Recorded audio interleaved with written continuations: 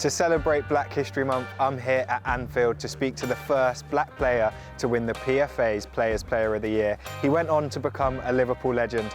It's John Barnes.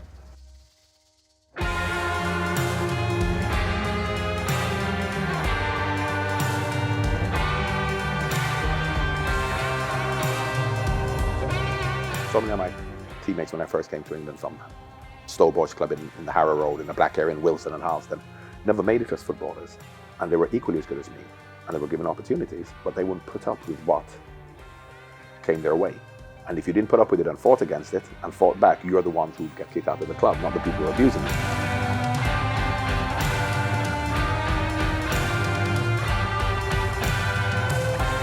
So many people I spoke to growing up was always John Barnes. Like, I missed your era, but I was still John Barnes. You mean I'm that old? No, I missed it. I was still. Oh, your granddad told me about you. Told you about uncles, everything was John Barnes is the your guy. Young uncles. Yeah. I missed you. I was still John Barnes in the playground just because you're red, brown. It was great.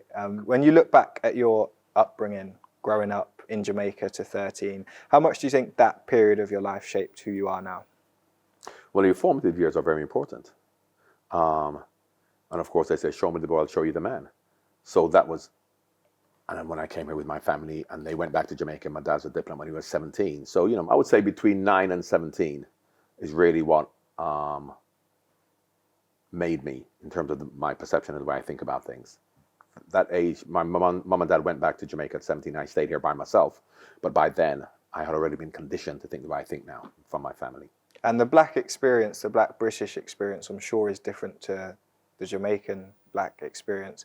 Did that change going from being a predominantly black country to moving to Britain at a time which was not as diverse? How did you adjust to that period of your life? A black middle class experience coming from a fairly elite Jamaican family living in Jamaica is different to a black working class experience in Jamaica.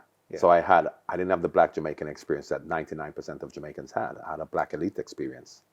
Then coming to England, the black experience is different to the black Jamaican experience. But my black experience here in England, where I lived in Highgate and I lived in Mayfair, my dad was a diplomat who had a chauffeur, is different to a black experience here if you're from a working class family who live in Indian cities with one parent family in a council house. Yeah. So when you talk about a black experience from Jamaica to England, you also have to look at the black experience, which is completely different within Jamaica itself, and then coming here. So I always understood that I was a privileged person. Even as a young black footballer, at 17 years old, whereby I may be getting racist abuse on the pitch and bananas are coming on the pitch. But I'll tell you where I lived. And I'm a footballer, which means that I have privilege, more privilege than white working class football fans who can't go to Downing Street and can't go to the front of the queue at restaurants and go to bars, whereas I can. So I always understood also that the racism that I experienced as a black footballer is not the same experience that the black working class experienced. Just to give an example, when I used to, and it happened to be Arsenal, so I don't want Arsenal fans to say that you're saying we're racist, because back then everybody was, not everybody, but a lot of overt racism was around at Watford at all football clubs. And as I'm driving up the road from the Holloway Road, not driving on the coach after playing against Arsenal, and I'm on the coach having some nice food and drinking a glass of wine, and there are football fans on the Holloway Road on a Saturday at 6 o'clock. And of course, some of them are throwing racist abuse and hurling, whatever it is. And I feel completely secure. I feel completely safe. Isn't my life terrible? But I'm looking out into the crowd, Holloway Road, 6 o'clock, lots of black people around, cowering in corners, hiding because of these hooligans, and nobody's saying how terrible their lives are. And we continue to do that today, say how terrible it is for Idris Elba, who can't get an Oscar, John Barnes can't get a job as a manager, racism towards Raheem Sterling. But who's talking for the black kids in the inner cities who can't get jobs, opportunities? So I always understood that, yes, I'm black, but my experience is as an elite, privileged person, from a class point of view, from a skin color point of view. We know the difference between light skin and dark skin and the perception of that. So from I was young, I understood that it's much more nuanced than a black and a white situation. I guess those nuances of explaining unconscious bias and, like you say, everyone has a preference. Everyone's somewhere on the scale of how they view another person. Based on how they've been conditioned to think. Right, so they're the difficult things to explain. If I could just go back, you came through in a generation as probably one of the pioneer generation for young black players. You mentioned people like Luther, Blissett. Richie Hill and Brand, yeah, people like that. When you guys are in a dressing room, was it a feeling of camaraderie during that time? Well, it was interesting because there weren't really enough of us to have that feeling, because it was me and Luther and maybe one other black player, so we were part of the team with the other players. Sure. When you then all of a sudden got many more, that is when the camaraderie came into it, because if it was just me and Luther in the team, it's not as if we're going to either be ostracized or ostracize the other teammates. In my early days, no. Later on it was, as there were more and more and more black players, that's when the camaraderie amongst black players became more. And the sad thing about it is that I lost so many of my teammates when I first came to England from Stowe Boys Club in the Harrow Road, in the black area in Wilson and Harleston, never made it as footballers. And they were equally as good as me. And they were given opportunities, but they wouldn't put up with what came their way. And if you didn't put up with it and fought against it and fought back, you're the ones who'd get kicked out of the club, not the people who are abusing you.